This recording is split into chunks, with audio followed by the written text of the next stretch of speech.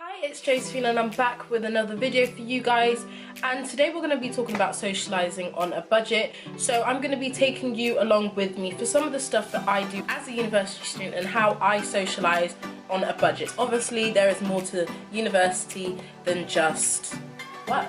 We go out, we have fun, so I'm going to be taking you along with me for some of the things that I do. I'm going to be giving you some tips and tricks on how to socialise on a budget and how to make it work and to still have some money left over. So the first tip is cooking with friends. Now I know this could be a difficult challenge for some of you, but cooking with friends works out a lot cheaper and it's better than going out, and it also gives you guys time to socialise on a budget. So what we do is we go to our local supermarket, and if you haven't noticed, some supermarkets, well the majority of them, have a reduce section. This section reduces food down, but if you don't know the times of them, I will tell you now.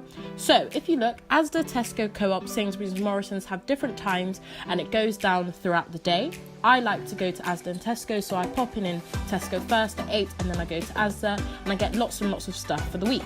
So the average cost for eating out is £12.32. If you do that twice a week, it comes to £24.64, and if you were to spend £6 in Asda with the reduced section, it would go across 2 days and you would save yourself £20 a week.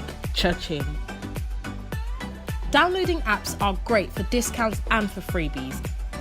If you didn't know, the Pizza Express app allows you to get a free pizza of any choice anytime you use the app for the first time. And if you didn't know, the Greggs and KFC app gives you constant freebies and constant discounts across their products.